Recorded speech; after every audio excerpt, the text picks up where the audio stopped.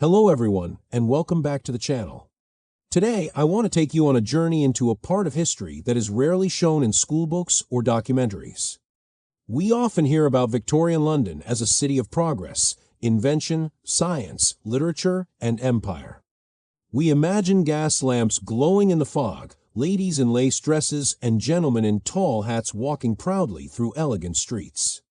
But there is another reality hidden in the shadows of that same city, and it belongs to the people history tried to forget.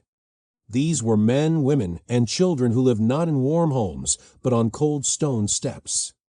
They were known as crawlers, the most desperate of the poor in 19th century London. Their bodies were broken, their spirits were worn, and their lives were reduced to hour-by-hour survival. Today, we are going to step into their world. We will sit beside them on the freezing steps of this street, Giles Workhouse. We will feel the hunger that twists in the stomach and the cold that settles into the bones. And we will try for a moment to understand what it meant to be invisible in a city filled with millions of people. Before we begin, take a second to get comfortable wherever you are. Maybe you are watching this at home, in bed on a couch, or at your desk. Now imagine something completely different.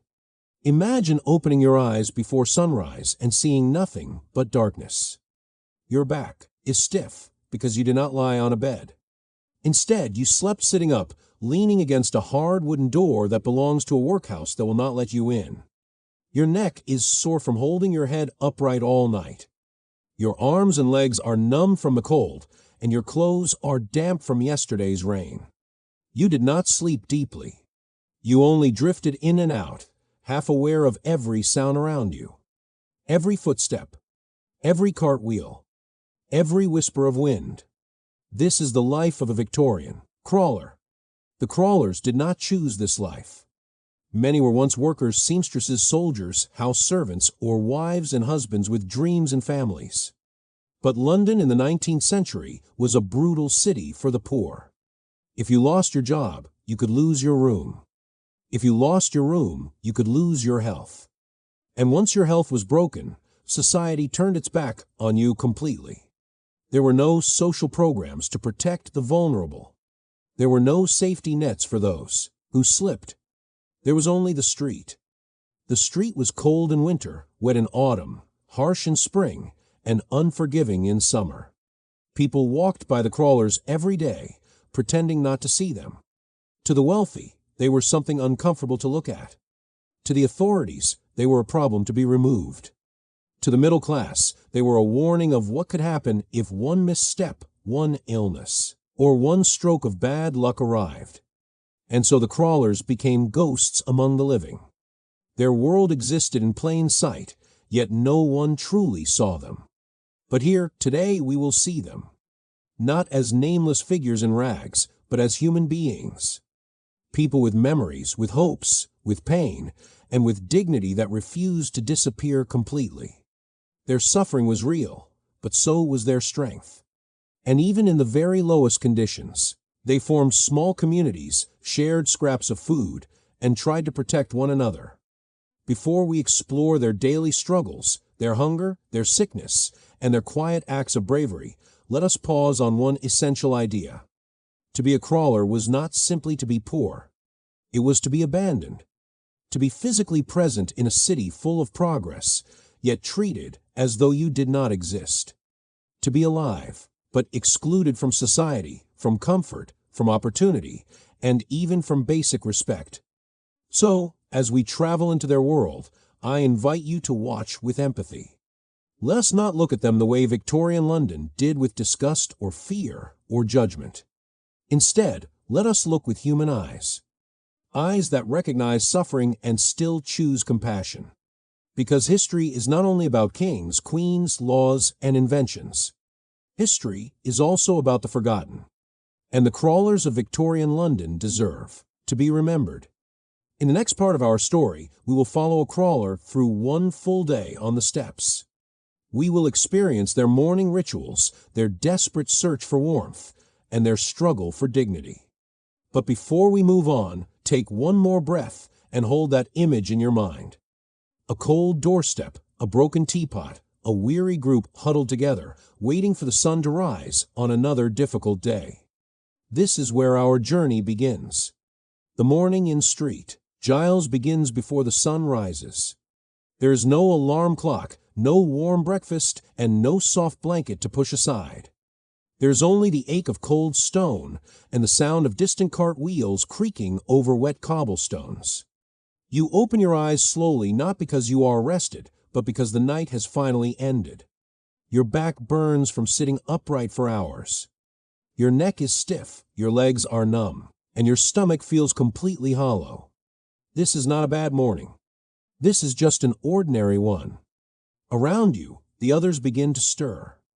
Mary rubs her hands together for warmth, her breath turning into tiny clouds in the cold air. Elizabeth leans heavily on her knees, trying to stretch her aching joints.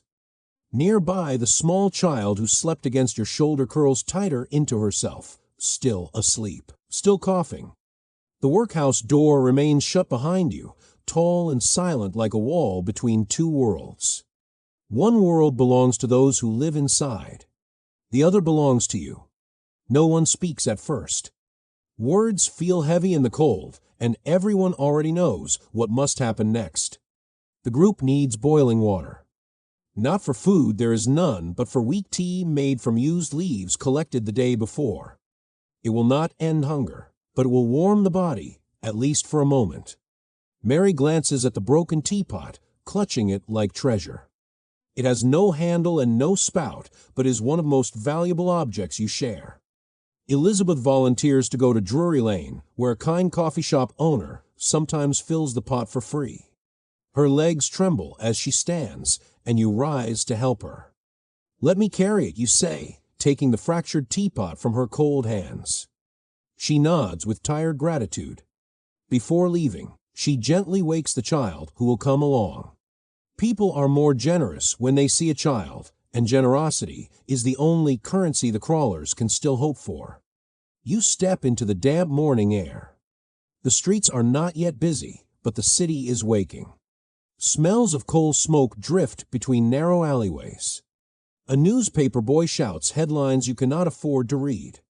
Your shoes, thin as paper, soak instantly in the wet street. Every step sends a small shock of cold through your body. But you keep walking. You have a mission. The coffee shop appears ahead, warm light glowing behind fog glass.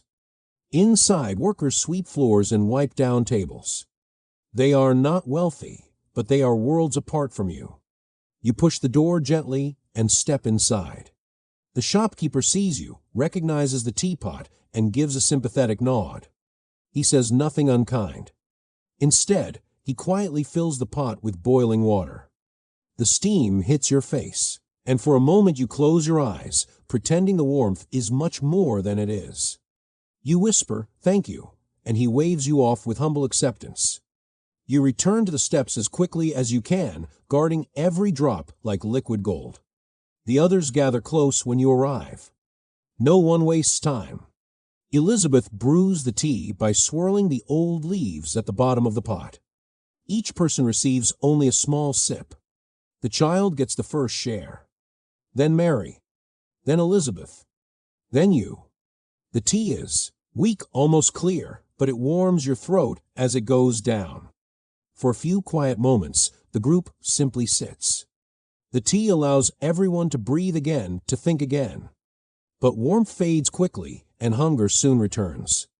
Your thoughts begin to drift toward food, even when there is none. Some mornings, someone finds a scrap of bread. Some mornings, nothing is found at all. Today might be another day of nothing. Mary finally breaks the silence. "Do you think we will find anything?" she asks, softly. No one answers right away. Hope is fragile, and none of you want to break it. Elizabeth speaks at last. "We always try," she says. "And trying is what keeps us alive." The child climbs into Mary's lap for warmth. Passers-by begin to fill the streets now. Men on their way to work glance at your group, then look away. A woman with a parasol pulls her skirt aside, as if poverty were something she could catch. The world moves, but it does not move for you. This is how a day on the steps begins. Soon, decisions must be made. Who will search for bread or scraps? Who will stay and guard the spot from other desperate souls? Who will watch the child if Sarah does not return on time from her shift? Every choice matters. Every minute is a risk. If you leave, you may find food. But if you leave, you may lose your spot, your community, your only shelter. You look again at the workhouse door. You think about going inside. You imagine a bowl of thin soup and a hard bed.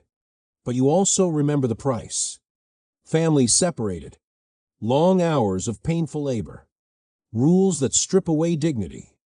And suddenly the cold steps feel less like misery and more like the last piece of freedom you still own. Mary touches your shoulder. Her voice is tired but steady. "We will manage today," she whispers. "We always do."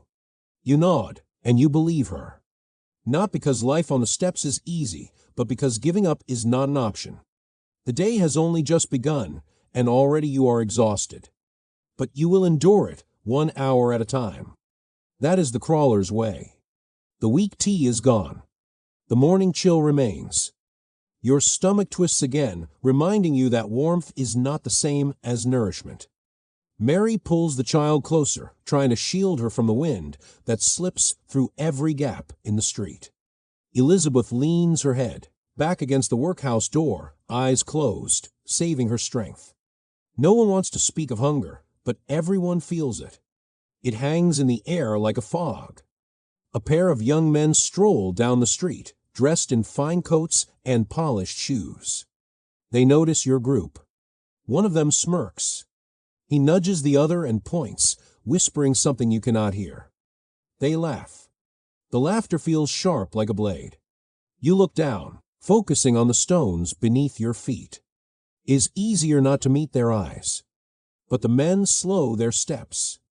They stop in front of the group, blocking the light. Well, one of them says, "Look at this." The other tilts his head, as though examining animals at market stall. Mary says nothing. Elizabeth stares at the ground. You feel the child's small fingers tighten around your sleeve. The men wait, expecting a reaction, a plea, a show of desperation. When none comes, they lose interest. "Not even worth the coin," one mutters. They walk away, laughing as if they have told the world's finest joke. Silence returns to the steps. But this silence feels heavier than before. Not because of what was said, but because it happens every day. To be poor is to be judged. To be a crawler is to be dismissed. And to be dismissed repeatedly is to slowly disappear. The child begins to cough again. A deep, rattling cough that makes Mary close her eyes in fear. Illness spreads quickly on the streets. There is no doctor. There is no medicine. There is only hope that the cough will pass on its own. A sudden gust of wind forces you to pull your thin coat tighter. Rain threatens again, dark clouds forming above the crowded rooftops. You think of searching for food, but the risk is high. If you leave and someone else claims your spot, you may never get it back. And a spot, especially one with a small bit of shelter, is worth more than bread. Elizabeth finally opens her eyes. "I will go," she says. Her voice is calm, but her body trembles as she stands. "I will look near the market." Mary shakes her head. "You are too weak today." Elizabeth manages a tired smile. "We are all weak," she replies. Before she can take a step, a familiar voice calls from across the street. It is the beggar who sometimes brings scraps of news and, on rare days, scraps of food. He hurries toward the group, lifting a cloth bundle. "Leftovers," he says, breathing hard. "From the bakery. They threw these out." Mary opens the bundle with trembling hands. Inside are pieces of stale bread, hard as stone but still edible. The smell, faint as it is, fills your body with longing. You divide the bread carefully. The child eats first, nibbling slowly at her portion. Mary follows. Then Elizabeth. Then you. The bread is dry, sharp at the edges, but you chew it gratefully. It stops the pain in your stomach, even if only for a short while. Storm coming, the beggar warns. Heavy rain by afternoon. A quiet sigh moves through the group. Rain means shaking. Rain means sickness. Rain means another long, sleepless night. The beggar moves on, headed to his usual corner before someone else claims it. Your group falls into silence once more. Minutes pass. Then an hour. The city grows louder as the day unfolds. Workers rush. Carriages roll. Shops open their doors. Life continues, but not for you. Suddenly, the child tries to stand. She wobbles, dizzy from hunger and cold. You reach out quickly to steady her. Her face is pale, her eyes too large for her thin cheeks. She's only a small child, yet she already knows the rules of the street. Stay quiet. Stay close. Do not cry. Mary presses her forehead against the child's hair. It will be better soon, she whispers. You want to believe her. But belief is a luxury, just like warmth, just like food. The workhouse door creaks behind you, as if mocking the group. One choice always looms. Enter the workhouse and surrender your freedom, or stay outside and fight the cold. For now, the door remains shut, and none of you are ready to push it open. The sky darkens. A cold drop of water lands on your cheek. Then another. Then 10 more. Rain begins to fall, slow at first, then steadily heavier. You and the others huddle together, shoulders touching, sharing whatever warmth your bodies can offer. The child leans into you again, shaking. Another day on the steps has begun its long descent into misery. The morning offered a sip of tea and scraps of bread. The afternoon will offer rain, cold, and uncertainty. Yet none of you move. There is nowhere else to go. So you sit, you endure, you survive, and you wait for the sun to return. If it returns at all, the rain does not stop. It falls in a steady curtain, cold and merciless. Within minutes, your clothes cling to your skin, heavy with water. The workhouse doorstep, once merely uncomfortable, now feels like a trap of stone and ice. Mary wraps her arms around the child, shielding her as best she can. Elizabeth's shoulders shake, not from fear, but from the chill settling deep into her bones. The little girl presses her face into Mary's chest, coughing harder than before. Each cough sounds wetter, rougher, more dangerous. You lift the edge of your coat, trying to block some of the rain from the child's head. It helps almost nothing, but doing nothing would feel worse. The street begins to empty as umbrellas bloom through the storm. Shoes splash by. Wheels roll past. No one stops. One carriage slows just for a moment. A wealthy woman inside raises her lace-gloved hand to cover her nose. Her eyes widen, not in sympathy but in disgust. The carriage speeds away. You feel shame that should not belong to you, yet it settles on you like more rain. A constable approaches, his boots splashing through puddles. You recognize him, but today his expression is different. He does not look tired or neutral. He looks annoyed. Up, he says sharply. Clear the steps. There is an inspection today. Move along. Mary clutches the child tighter. We have nowhere to go, she says. The constable sighs, as if your suffering were an inconvenience. Not my problem, he mutters. Orders are orders. Off with you now. Elizabeth tries to stand, but her knees nearly buckle. You reach to steady her. We only need shelter from a storm, you say. The constable looks away, unwilling to meet your eyes. You can shelter somewhere else, he insists. But you won't do it here. The rain hammers down harder, as though the sky itself were punishing the earth. The child begins to cry quietly at first, then louder as fear takes hold. Her sobs echo against the stone walls of the workhouse.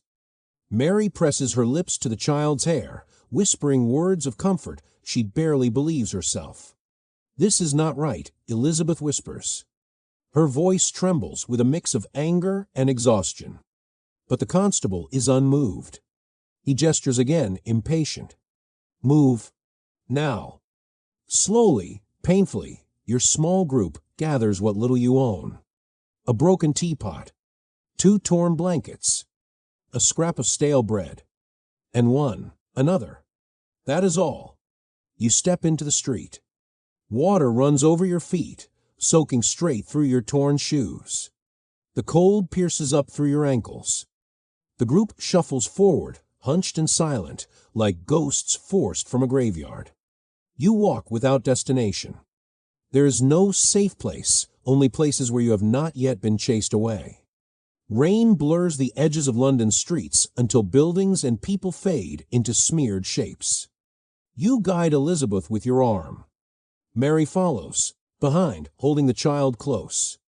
At last, you find a narrow alley beside a shuttered shop. There is a slim overhang barely enough to shield a cat from the rain.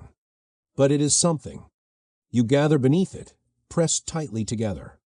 Still shaking, still soaked, still trying to endure. The child coughs again, long, violent, painful coughs that make her entire body convulse. Fear passes from face to face without a word. Illness can end a life quickly in a world without medicine. Mary looks at you, eyes wide with dread. She needs warmth, she says. She needs rest. You nod, but nodding changes nothing. No bed appears. No doctor arrives. The alley remains an alley. Minutes pass. Then an hour. Your clothes do not dry. Your fingers sting with cold, then go numb. Your lips turn pale. You begin to shiver, so hard your teeth chatter. Footsteps approach. This time not a constable, not a passerby. It is the familiar beggar from earlier. He stands at the mouth of the alley, blinking at the sight of you, all huddled together. They threw you off the steps, did not they? He asks. No one needs to answer. He already knows.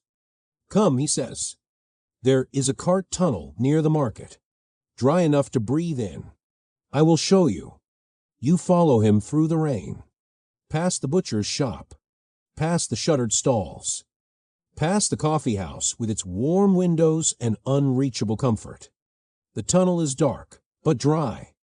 You step inside with relief so sharp it almost hurts. The group settles again, exhausted. Rain continues outside, but at least you are no longer beneath it. The child lies in Mary's lap, breathing shallowly. Elizabeth leans against the wall, her eyes half closed. The beggar crouches nearby, wringing water from his sleeves. After a moment, he speaks again. There is talk, he says. They are hiring for the hop fields. Wagons leave in 3 weeks. Good pay for strong hands. The words sit in the air like a spark. Small, faint, but visible. Hope it feels foreign on your tongue, yet you cannot ignore it. Mary looks up first. With work. We could save a little, she whispers. Elizabeth opens her eyes. It won't fix everything, she warns. But it could change something. You meet their eyes. For first time today, the group shares a single thought. Maybe. The rain continues to fall outside the tunnel. But inside something shifts. Not warmth. Not food. Not safety. Just possibility. And sometimes possibility is the first step out of the dark. The tunnel is dark, but it is dry, and for now that is enough. Outside, the storm beats against the city, washing the streets clean, but washing you further into the cracks of London's underbelly. Mary rocks the child in her arms, whispering the same soft words again and again, though the girl is too weak to reply. Her tiny body burns with fever, even as the rest of you shiver from the cold. Elizabeth sits close, placing a trembling hand on the child's back. She needs broth, Elizabeth murmurs. She needs warmth. There is no broth. There is no blanket thick enough to fight the chill. There is only the tunnel, the rain, and the weak candle of hope that refuses to die. The beggar, still crouched near the entrance, clears his throat. I meant it, he says quietly. The hop fields can change things. No one answers at first. Hope can be dangerous. Hope can lift you only to drop you twice as far. But finally Mary looks up. If there is work, she whispers, I will go. Her voice shakes, not from fear for herself, but for the child whose breaths grow shallower with each passing hour. Elizabeth nods, slowly, painfully. We cannot live on scraps forever. You feel the truth of her words settle inside you like a stone. The beggar continues. Wagons leave from the Bull and Crown. They take anyone who can stand on 2 feet. The pay is small but steady. He hesitates, then adds. Some come back with enough to rent a room. Enough to start again. A room. A door that keeps out the wind. Walls that hold in warmth. It sounds like a fantasy. Yet it is more real than anything you have had in months. The child coughs again, sharp, sudden, tearing through the moment. Mary bends over her, desperate, frightened. She cannot stay like this, Mary says, voice trembling. We must find help by morning. Elizabeth meets your eyes. Her voice drops to a whisper. If she worsens, the lady visitors will come. You know who she means. The charitable women who walk the streets offering bread, blankets, and salvation wrapped in polite smiles. Women who believe they are rescuing children from misery. Women who believe removing a sick child from her mother is an act of mercy. Their power is quiet but final. Once they take a child, that child rarely returns. We cannot let them take her, Mary breathes. Tears fill her eyes, though she forces her voice to stay steady. She is all I have left. The tunnel is silent again. Only the rain speaks. In that silence, a decision forms, not spoken, but shared. You will keep the child safe. Whatever that means. Whatever it costs. Time passes. Slowly. Painfully. When the rain finally weakens, the sky outside turns from black to gray. Morning again. Another day to endure. You step out first to scout the street. The storm has left puddles shining like mirrors on the cobblestones. Smoke rises from chimneys. Doorsteps are swept clean. And London continues, as though nothing in the world is wrong. When the others emerge, Mary carries the child beneath her coat. Elizabeth leans on your arm. Together, you return to the only place you know, the workhouse steps at street. Giles. You do not know if the constable will chase you away again. But at least the overhang offers a few inches of shelter, and a few inches can mean survival. To your surprise, the steps are empty. No one has taken your place. You settle in quickly, like soldiers reclaiming a broken fort. The child lies across Mary's lap. Her breathing is faint but steady for now. Minutes later, footsteps echo down the street. Not one pair, several. You look up. 3 women in clean dresses and bonnets approach, carrying baskets and ledgers. The Charitable Association. Your heart tightens. They stop at the foot of the steps. One of them, tall and stern, looks over your group with practiced pity. Then her gaze falls on the child. Her frown deepens. This little one is ill, she says. Her voice is soft, but her eyes are sharp. She cannot remain on the streets. This is no place for a child. Mary holds the girl closer, her body tense as a drawn bow. She is my daughter, Mary replies, and I will care for her. The woman shakes her head, slow and sad. A mother's love does not provide shelter. We can take her to a clean home with proper supervision. Her words are gentle, but they cut like a knife. Elizabeth tries to intervene. We will manage, she says. She only needs rest. No one will care for her better than her own mother. The woman closes her ledger. I will return this afternoon, she says, to see whether conditions have improved. If not, we will have to make arrangements. Arrangements.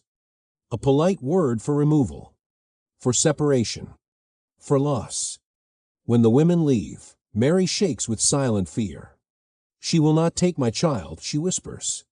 No matter what they say, no matter what they threaten, I will not lose her. You place a hand on her shoulder. We won't let that happen, you say. Your voice is steady. Your chest is not. Elizabeth looks toward the street. We must make a plan, she says. By tonight. And there it is again. That tiny flickering flame. Hope, fragile yet alive. This time, it is not just about finding food.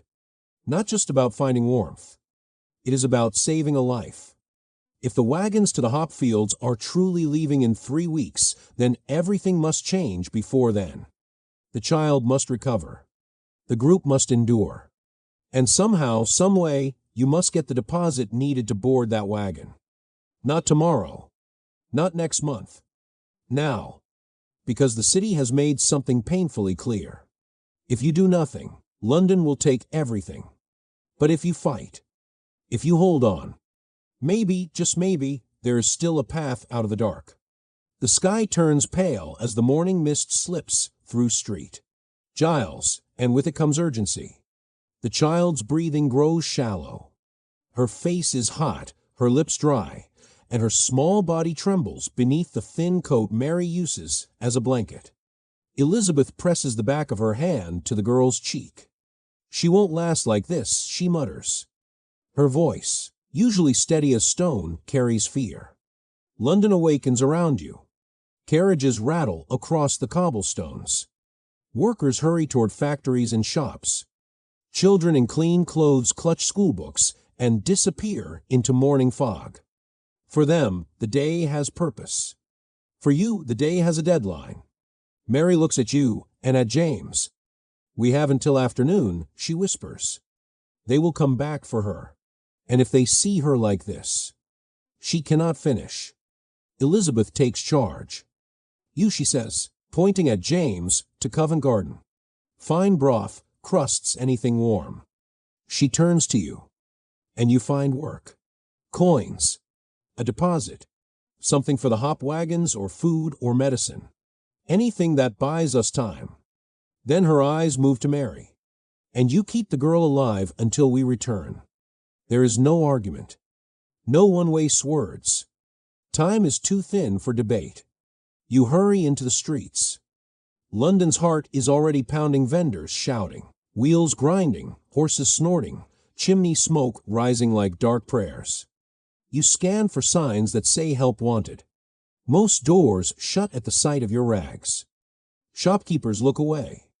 Others wave you off before you open your mouth. At a bakery, you try anyway. Work, please. Anything. The baker does not even pause. No loitering. Move along. At a workshop, you ask again. Can you use an extra pair of hands? I will sweep, carry clean. The man glances up. His gaze rests on your torn shoes, your frayed sleeves, your hollow cheeks. No, he says flatly. Customers do not like being reminded of misery. You step back. The door closes. The lock clicks. The city moves on without you. But you keep going. Street to street. Corner to corner. Work is everywhere, but not for people like you. Then, near Drury Lane, you see a cart jammed in the street. A wheel is stuck in a rut. 2 men strain to lift it, cursing. Before they shout for help, you are already there. I can push, you say. Just let me try. They do not care who you are. They just nod. You dig your feet into the mud. You push until your muscles scream. The cart jerks once, twice, then breaks free. The men cheer. One claps you on the shoulder. Good work. This is your chance. Sir, you breathe. I need wages. Even small ones. I have someone sick. I just need. But the man is already turning away. No pay, he says. Wasn't a job. You offered. They climb onto the cart.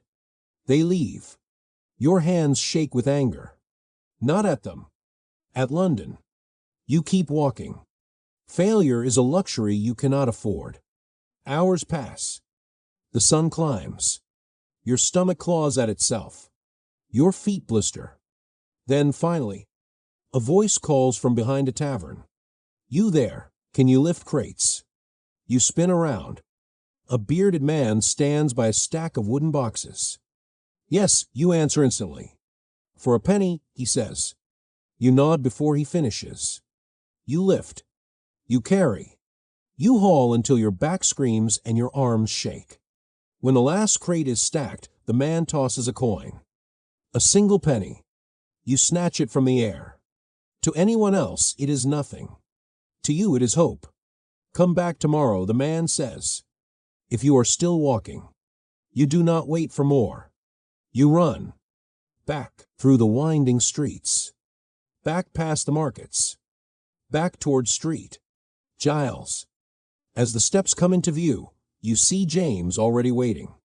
He holds a small bundle. Bread, he says. And weak broth. Best I could manage. Mary cradles the child, coaxing tiny sips to her lips. The girl swallows. Barely. But she swallows. Elizabeth sees the coin in your hand. Her eyes widen not at its worth, but at what it represents. A beginning, she whispers. Is almost afternoon. The women will return, soon. And you are out of time. Elizabeth leans in. We cannot still be here when they come back, she says. They will see the sickness. They will take her. We must move before they arrive. James nods. My brother once slept behind the tannery by the river. There's a stable wall that blocks the wind. Not much, but better than this. Mary looks down at her child. She nods without hesitation. If it keeps her with me, I will go anywhere. Elizabeth turns to you. Then gather what we have. We move now, before they turn the corner. And so, for the second time in 2 days, you prepare to abandon your only shelter. Not because you are forced by weather or constables, but because this time, running is the only way to fight back. No matter where you go next, one truth is clear. The streets will not save you. The workhouse will not save you. The charities will not save you. If you are going to survive, you will have to save yourselves. You leave the workhouse steps before the women return, moving quickly through the narrow lanes of street. Giles. Mary wraps the child tightly against her chest. The girl's breath rattles, soft and uneven. Every exhale sounds like a countdown. James leads, cutting through back alleys slick with mud and filth. Elizabeth follows close behind, leaning on your arm, but refusing to slow down. No one speaks. Words would steal breath, and right now every breath must be saved for walking. The tannery district hits your nose before it hits your eyes. The air grows sour, thick with the stench of rot, lime, and chemical wash. Here, James says, pointing to a crumbling stone wall behind a stable. He was right. The wall blocks the wind, and the overhang above keeps off the worst of the weather. For the homeless of London, that makes it luxury. Mary sinks to the ground, cradling her daughter. Elizabeth lowers herself beside her, wincing as her knees crack. You and James gather scraps. Discarded straw, torn cloth, anything to soften the cold earth beneath them. Minutes pass. The child stirs, then coughs again, a sharp, tearing sound. Mary presses her lips to the girl's hair. She must hold on, she whispers. We are so close. Hope is a fragile thing in a place like this. It feels thin as the child's breath, but is all you have. To buy time, someone must watch the street. You volunteer. James nods and keeps guard from the other direction. London moves on around you. Children run past with laughter. Horse carts clatter by. Shop bells ring. Life continues, oblivious to the quiet disaster unfolding behind a stable wall. After a while, footsteps approach. Not many, just one person. A man. Tall. Coat faded, but not cheap. He slows as he nears your hiding place. His eyes sweep across your group. Not with disgust, but with recognition. You are on the steps, the man says. His voice is calm. Measured. Not cruel. Not pitying. Mary stiffens. If you are from the association, she begins. I am not, he interrupts. No ledger. No sermons. I remember faces. I pass that way most mornings. He looks at the child. Then at Mary. Then at each of you. Slow. Careful. Thinking. Finally, he says the girl needs help. Mary holds the child closer. "She is my daughter," she says, "and she will stay with me." The man raises a hand. "I do not want to take her." But fever spreads. Sickness spreads. If she dies on the street, they will take the next child they find. And the next. The truth of it hangs in the air. Hard and heavy. "What do you want?" Elizabeth asks. "Nothing," the man replies. "And I expect nothing. But I can offer something." He reaches into his coat and pulls out a small parcel. Broth. Clean cloth. A little salve. Then, after a pause, and an address, he writes on a scrap of paper. "A woman I know runs a laundry house near Holborn. She hires quiet workers. Pays small but honest." James narrows his eyes. "Why help us?" The man meets his gaze. "Because someone once helped me, and because this city does not need to be cruel to run." He sets the parcel down and steps back. "One more thing," he says to you. "The association is searching. They have your faces now. They will return to Street Giles, and if they cannot find you, they will search nearby parishes. You must move again before nightfall." Then he leaves. No lecture. No conditions. Just a warning, a parcel, and an address. Mary unfolds the bundle. Steam rises. The smell of broth fills the shadows. She dips a cloth, cools it, presses it to her daughter's forehead.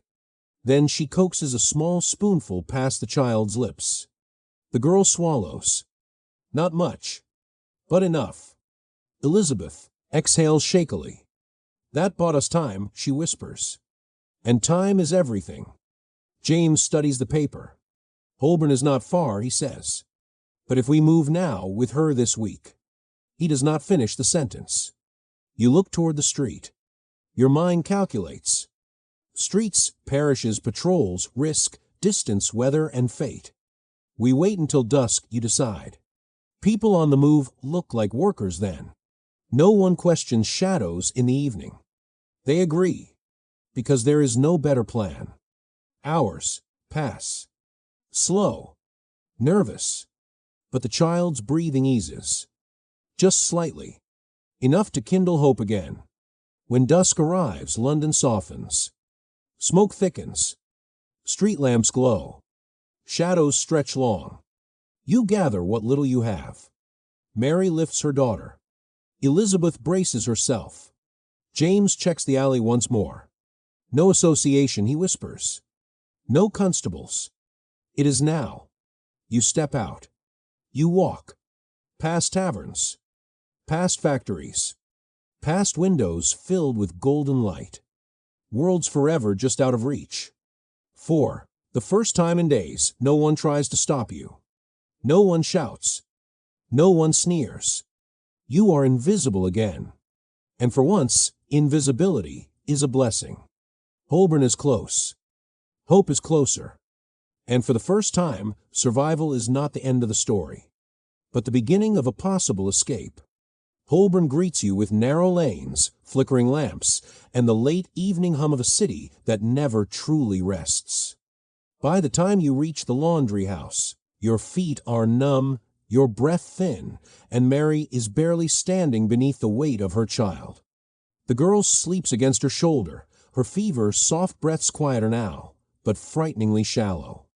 The laundry house stands at the end of a side street, warm yellow lights spilling from the windows onto the cobblestones. Not rich, not grand, but clean. And after so many nights outside, clean looks almost holy. James knocks. 3 times. Firm, but not desperate. For a long moment there is no answer. Then a pair of locks slide open, and the door cracks just enough for one eye to peer out. "State your business," a woman's voice demands, sharp, cautious, but not unkind. James holds up the scrap of paper. "He sent us. The man from Drury Lane." The door opens wider. A woman in her 50s stands before you, hair tied back, sleeves rolled up, the scent of soap, and like clinging to her clothes. Her eyes go first to Mary, then to the child. She steps aside without another question. Inside, and quickly, you enter a narrow hallway that opens into a steaming workroom. Lines of damp clothing, tubs of water, the hiss of boiled rinse, the steady rhythm of brushes and labor. Four women scrub at linens, pausing to glance at you with a mix of curiosity and sympathy. But no contempt. Mary sinks into the nearest bench, clutching her daughter. Elizabeth follows and lowers herself slowly, trying not to groan. You feel warmth on your skin for the first time in days. The laundry mistress introduces herself. "My name is Mrs. Burnell," she says. "I do not take in drunks, thieves, or trouble. If I help you, you must help me." "Agreed." "You answer for all of you." "Agreed." She kneels beside the child and presses a cool hand to her forehead. "She needs broth, sleep, and shelter, Mrs. Burnell says. No child survives long in the streets." Mary's voice cracks. "We are trying. Truly we are." The woman studies her for a moment, long enough to see sincerity, but also exhaustion, fear, and love. Then she rises. There is space in the wash loft. Not soft beds, but a roof and blankets. You can stay 2 nights. After that, you work or you move along. 2 nights. To most Londoners, it would sound like nothing. To you, it is mercy. A miracle, even. Mrs. Burnell points to a side table. Food first. The broth is cheap, but is hot. Mary lifts a spoon to her daughter's mouth. The child swallows. A small swallow. But it brings tears to everyone's eyes. Tonight, at least, she is safe. Warm. Fed. James eats quietly. Elizabeth closes her eyes, savoring every sip like a prayer. You watch the room. And for the first time in days, your heart loosens in your chest. This is what relief feels like. Not joy. Not victory. Just the absence of fear, if only for a moment. When the workroom grows quieter, Mrs. Burnell returns. "There is something else," she says, folding her arms. "Earlier today, a woman came asking questions. A charitable lady. Your blood chills. They are searching the parishes, you whisper. They saw the child. They mean to take her." Mrs. Burnell nods. She spoke like someone who expects to be obeyed. She will return. And she won't come alone next time. Silence falls hard between you. 2 nights of shelter. But danger still inches closer. James breaks the silence. "We will be gone before she returns. Just let us work for our keep while we are here." Mrs. Burnell studies him, then looks at you. "And you, can you scrub, carry, mend, or stand on your feet for hours?" You nod. "Whatever work there is, we will do it." She gestures toward the tubs. "Then you start at dawn. It is a bargain. Labor for safety. Sweat for time. A fair trade, perhaps the fairest you have been offered in months." Night comes. The others settle on thin mattresses in the loft, tired, aching, but sheltered. Mary sleeps sitting up, the child across her lap, her cheek resting on her daughter's hair. Elizabeth sleeps beside them, her hand resting gently on the girl's leg, as if guarding her through dreams. James stretches out on the boards and closes his eyes almost instantly. But you remain awake, listening, thinking. Below, the workroom is still. Outside, Holborn streets murmur with distant wheels and boots and muffled voices. You should sleep. You need sleep. But something nags at you. So you rise and step to the window, watching rain ripple through the lamplight. Then, movement. A silhouette across the street. Not a drunk. Not a passerby. Someone standing still. Watching the laundry house. You freeze. Your pulse hammers. The figure does not move closer. Doesn't leave. Just stands. After a full minute, the watcher turns and disappears into the fog. You remain at the window long after the shadow is gone. Because now there is no doubt. Someone has followed you from street. Giles. And shelter has bought you safety for one night. But it has also painted target. Sooner or later, the past will find you. To stay alive, you must move faster than the forces closing in. The hop wagons are not just hope anymore. They are the only road out. Tomorrow, you must work. You must earn. And then you must run. Before London takes the child. Before London takes you all. Dawn creeps into the laundry loft before the sun fully rises. You wake to the sound of scraping, rinsing, and distant wheels on cobblestone. Mary is already awake, holding her daughter close, checking her breathing again and again with trembling hands. The girl is still fevered but calmer. Her cheeks have regained a hint of color, not much, but enough to keep hope alive. Elizabeth sits beside them, whispering morning prayers under her breath, not out of piety, but out of desperation. James stretches, hands stiff from sleeping on wooden planks instead of stone. It feels almost soft, he mutters.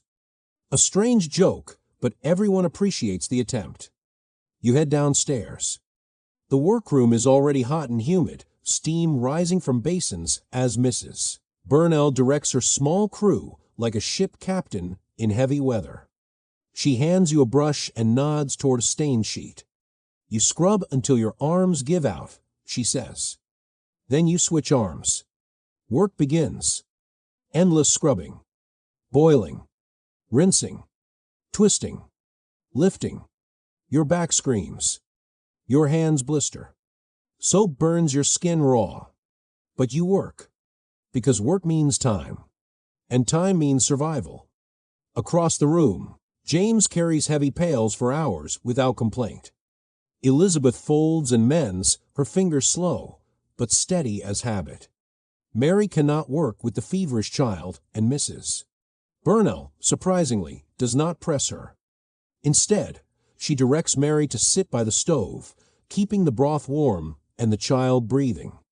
By midday, your arms feel like wet rope barely connected to your body. You wipe sweat from your brow and glance outside through the warped window glass. Then your breath stops. Across the street, the watcher has returned.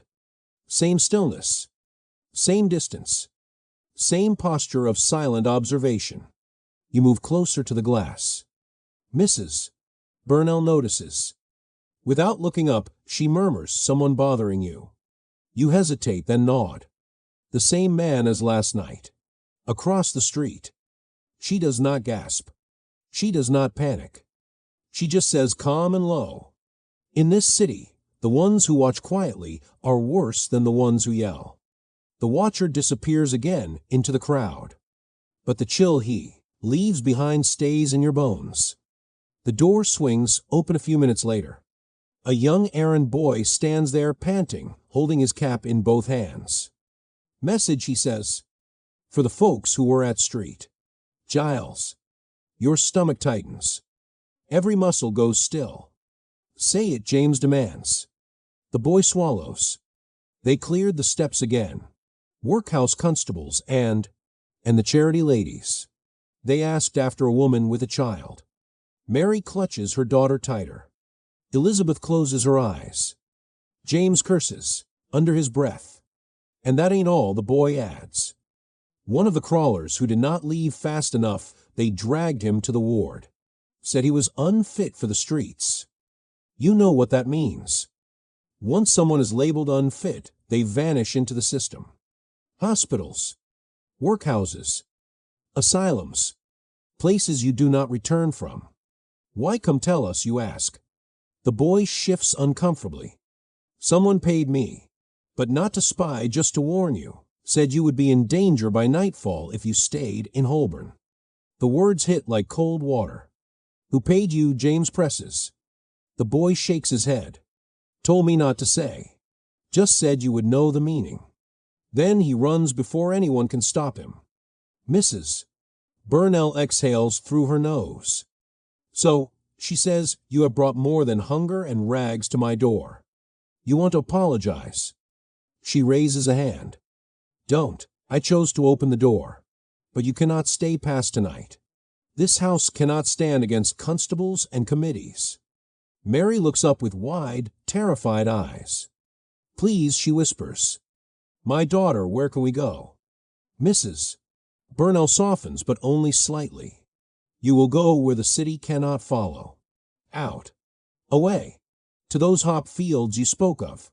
If there is even a chance, you must take it, and soon." Elizabeth nods weakly. "We can be ready. Maybe 2 days. Just 2. "Mrs." Burnell shakes her head. "You do not have 2 days."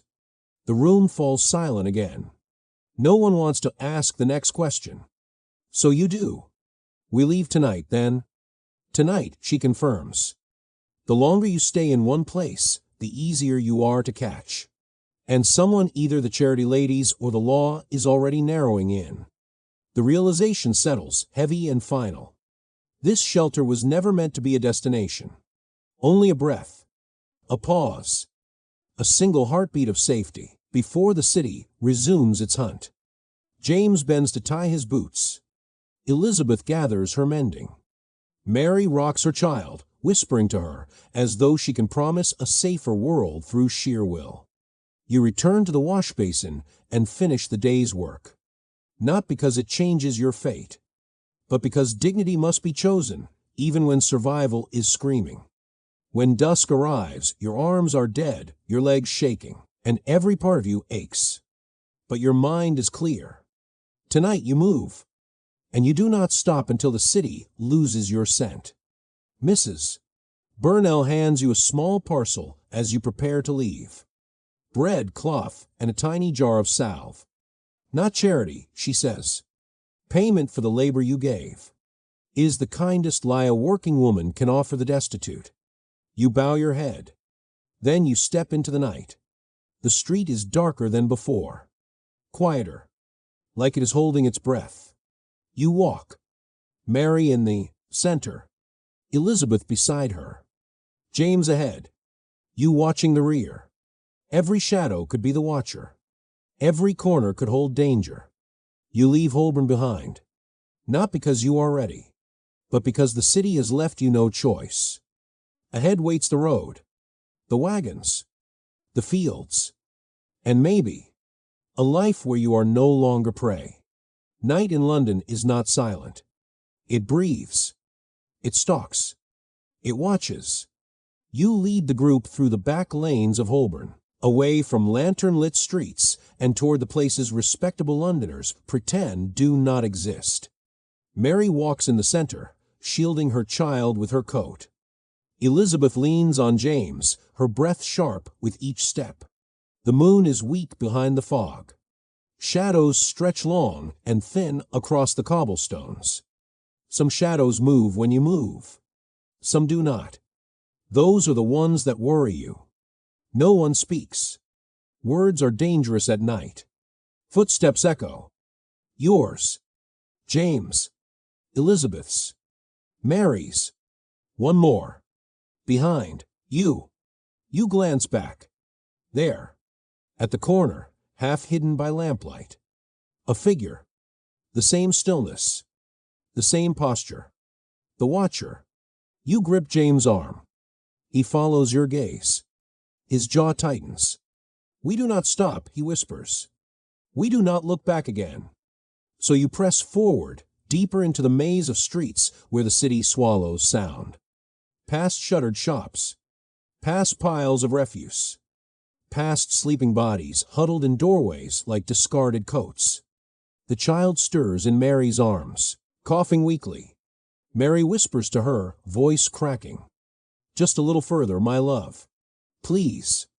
Your destination is not the open road yet. Not the hop wagons waiting miles away. First is a hidden refuge. A place only the desperate know. The slope, James says, guiding you. The old coal ramp off Whitecross. No constables. No patrol. We hide there till dawn, then move again. But the slope is across the city. Through alleys you have never walked. Through dangers you have not met. And the watcher follows. Step after step, corner after corner, his distance never closes.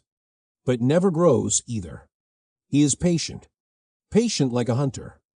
Rain begins to fall again, thin and cold, like needles against your skin. London glistens, slick and deadly. Elizabeth stumbles. You catch her before she falls. "I am all right," she lies. She is not. The feverish child whimpers. Mary presses her lips to the girl's forehead. "She is burning again," she whispers. Panic trembles in her voice. You cannot stop. You cannot slow down. So you run. For the first time that night, you run. Down a narrow lane that smells of ash and sewage. Across a silent market square where overturned crates cast jagged shadows. Through a broken archway into darker streets. Behind you, another set of footsteps joins the watchers. Then another. Not just one. Not anymore. The city is closing in. Not with sirens or shouts, but with footsteps. Soft. Multiplying. James swears under his breath. They are circling us. "Why?" Elizabeth gasps. "We have nothing worth taking. But you understand. They are not here for coin, or food, or rags. They are here for the child. Because the city has decided that children do not belong to mothers on the street." Mary clutches her daughter and shakes her head, as if denying fate itself. "No," she whispers. "No." She stays with me. You spot an iron gate ahead, half open. A courtyard beyond it. Through there you shout. The group slips inside. James and you slam the gate behind you. It buys seconds. Not minutes. Seconds. In the dark courtyard, you search for an exit. One door. Locked. Another. Boarded shut. No alley. No open passage. A dead end. Elizabeth sags against the wall. Her breath rattles. James looks up. A low roof, close enough to reach if someone lifts you. "We climb," he says. You crouch, interlock your fingers, and boost him up. He grunts, pulls himself to the roof edge. Then reaches down. "Mary first," you whisper. Mary hesitates. The child hangs limp against her chest. There is no time for doubts. James hauls them up. Elizabeth next. You push her until your arms shake and she disappears over the ledge. The gate bursts open below. Footsteps spill into the courtyard. Slow. Measured. They know you are trapped. James leans down. Your turn. You jump, grab his wrist. He strains. You kick at the wall, pulling, climbing, clawing your way up. Just as a hand below reaches for your ankle, your boot slips from its grasp. You roll onto the rooftop. Rain on slate. Breathing like a hunted animal. Below, the watchers look up. One lifts a lantern. Light slices the darkness. Their faces are not cruel. They are worse. Expressionless. Official. Determined. Not thieves. Not drunks. Not street predators. These are city men. Sent with quiet authority. Sent to seize children for their own good. They say nothing. They do not curse or threaten. They simply move on. Because they know you will need to come down eventually. They will. Wait. They will search again at dawn. James grips your shoulder. We move across the roofs. Now. So you flee over London's spine. Chimneys, tiles, gutters, and drops that could kill with one misstep. Elizabeth crawls. Mary cradles the child with both arms, teeth clenched against fear. At last, you reach a slope leading back down to a quieter street. You descend one by one. When your feet touch the ground again, the sky to the east is paling. Dawn approaches. The night has been survived, but at a cost. Elizabeth collapses to one knee. Her face is gray. Her strength spent. We cannot run like this again, she whispers. She is right. You are all exhausted, hunted, and out of time. But then, in the distance, across the waking street, you see it. The sign, hanging above an old coaching yard. The Bull and Crown wagons at dawn. James follows your gaze. His eyes widen. We made it, he breathes. Mary looks down at her child. The girl is still alive, warm in her arms, still fighting. For the first time all night, Mary allows herself to cry. Not from fear, but from something else. Something fragile. Something new. Hope. The sun rises. London brightens. And ahead, for the first time, is a road that leads out. The Bull and Crown Yard smells of mud, hay, and morning frost. Stable boys shout. Horses stamp and snort against their reins. The sky is still gray, but the road beyond the gates glows faintly with the first trace of sunrise. A line has already formed. Men, women, whole families clutching bundles of rags and hope.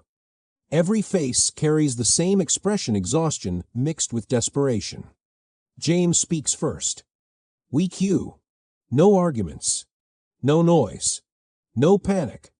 Mary nods, holding her daughter close, her lips against the girl's hair. Elizabeth steadies herself, leaning on you for support. You all take your place at the end of the line. Near the front stands a man with a ledger and a quill. The wagon master. Beside him, a wooden box with a slot for coins. Every person who reaches the front hands over 1 shilling. No shilling, no name. No name, no wagon. The rule is simple, brutal, unbending. You feel your single penny in your pocket. So small it may as well be nothing. James reaches into his coat and reveals a folded handkerchief. Inside 5 shillings. Not enough for everyone. Not yet. How many of us? James asks quietly. You look at Mary. At the child. At Elizabeth. At James. At yourself. 5, you answer. James shakes his head. We can't think in fives. We must think in chances. The line inches forward. 1 by 1, names are written. 1 by 1, coins fall. 1 by 1, futures are bought. Mary whispers, she must go. Whatever happens to me, she must go. Elizabeth squeezes her hand. No, we stay together. But even as she says it, her voice trembles.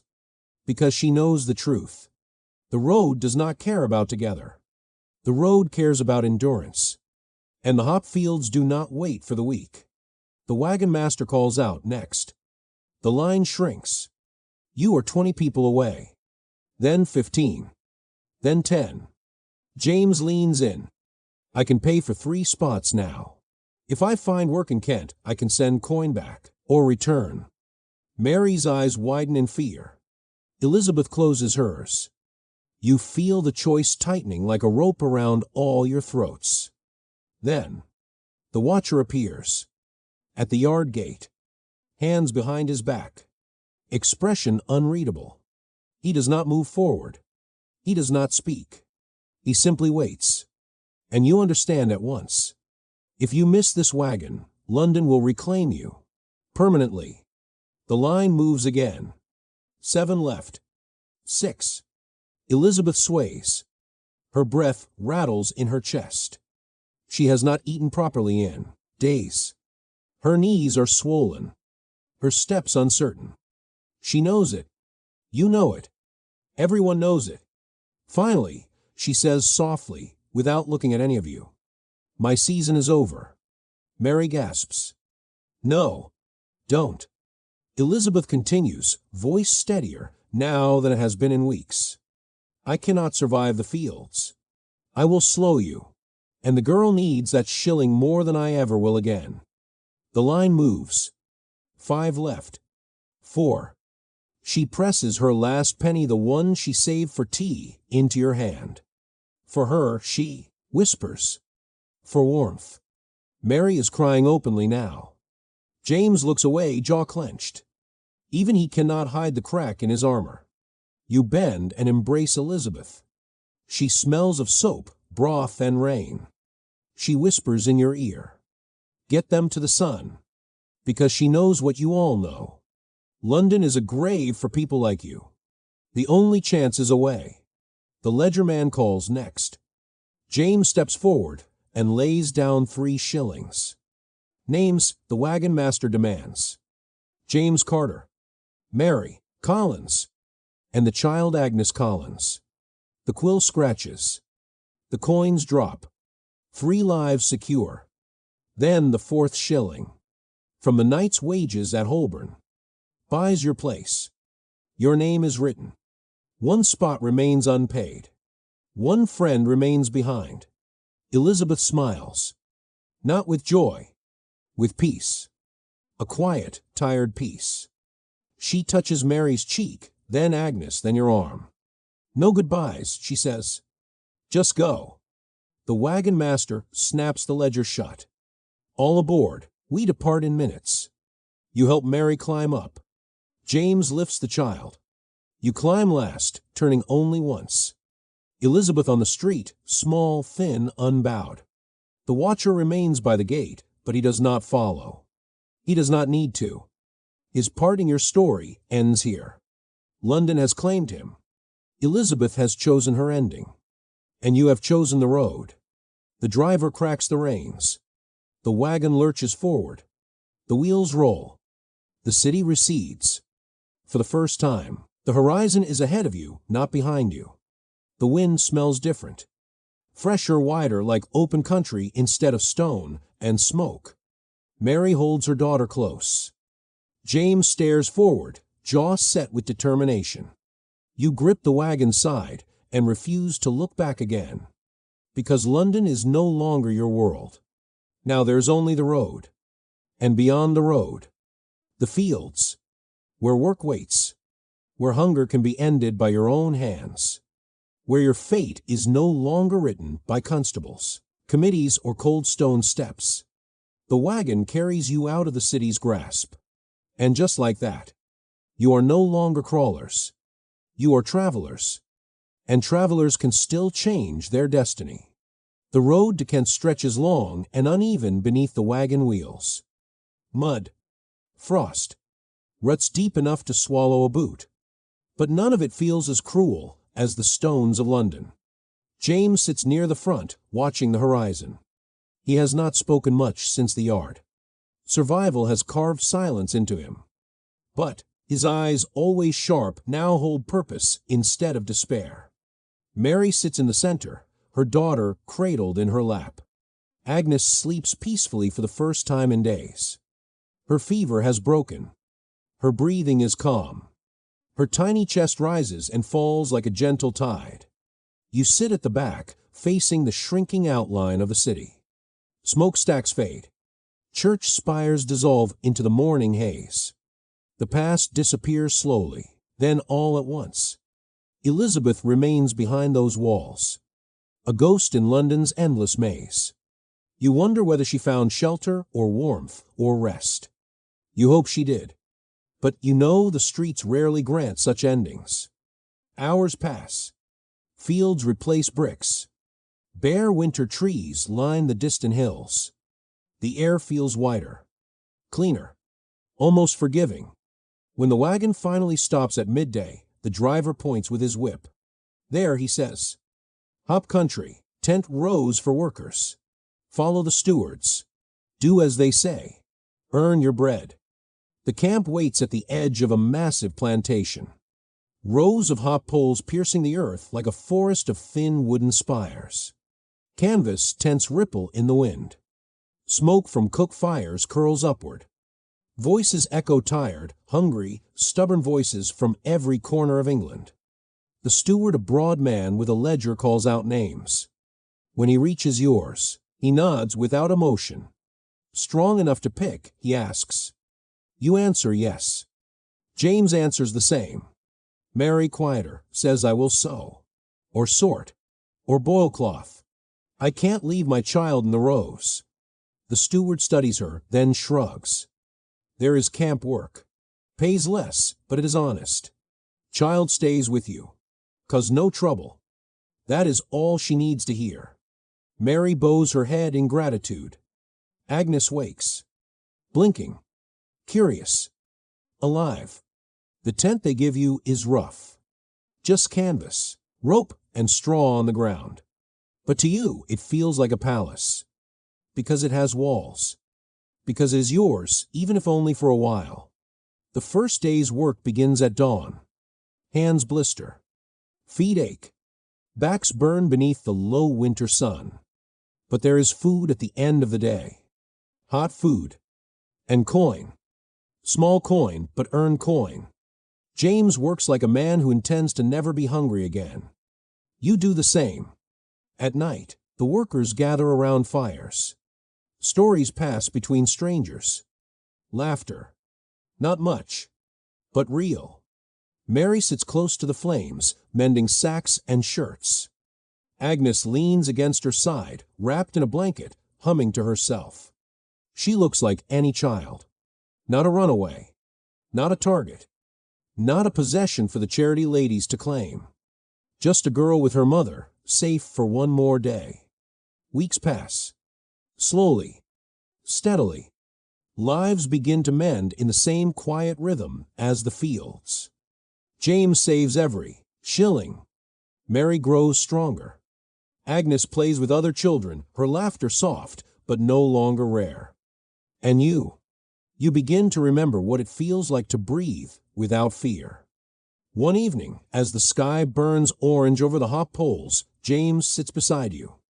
"We should send for Elizabeth," he says quietly. "If she still lives." You stare into the fire. The flames twist. Crackle. Devour. "We will," you answer. "When we can afford to go back." James nods. Both of you know the truth. London is a grave, but it is also a tether. One day you must return. For her memory, if not her life. But not yet. Not while you are still crawling out of fate's pit. Later that night, Mary whispers, "What will we become?" You answer without hesitation. Something better than what London wanted us to be. She smiles through tired eyes. Not a wide smile. Not a youthful one. But a smile of someone who has survived what should have broken her. The season in Kent is hard. The labor is unforgiving. Rain makes the rows slick. Cold stiffens fingers. Supervisors shout. But no one owns you. No door is slammed in your face for sleeping on the wrong step. No ledger-toting stranger demands your child as payment for mercy. No constable orders you to vanish to make the streets prettier. You work. You eat. You endure. And that is freedom. The first freedom you have tasted in years. When spring finally arrives, Agnes runs through the fields, chasing sunlight with bare feet. Mary calls after her, laughing. James leans on a post, arms folded, watching with a softness you never saw in him on the streets. You look out at the horizon. Wide. Open. Possible. You are no longer a crawler. You are no longer a shadow on stone steps. You are a person again. With a name, a purpose, and a road ahead instead of a wall. London will always live inside you. The hunger. The rain. The workhouse doors. The faces you lost. The price you paid to leave. But London does not own you anymore. You earned your escape. You built your chance. You carried each other until you could stand. The world is still cruel. Life is still hard. But now, for the first time, you can choose your direction. And sometimes that is all a human being needs. And so, our journey ends far from the cold stone steps of street. Giles, what began in hunger, fear, and darkness has led us here. To open skies, working hands, and a future that, at last, belongs to those who earned it. The road was unforgiving. There were nights when hope was nothing more than a whisper, and mornings when survival itself felt uncertain. But dignity survived. Compassion endured. And courage quiet, stubborn courage carried them beyond the reach of a city that tried to forget them. Mary, Agnes, James, and the one who walked beside them are not just characters in a forgotten chapter of history.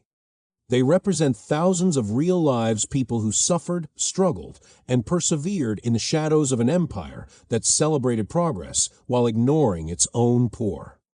If this story leaves you with anything, let it be this. Human worth is not measured by wealth, by status, or by the street someone sleeps on. Sometimes, the greatest victories in history are simply the moments when ordinary souls refuse to give up. Thank you for walking this path with me step by step, through the darkest corners of Victorian London and into the light beyond it. If this journey moved you, do not forget to like the video, subscribe to the channel, and share your thoughts in the comments below.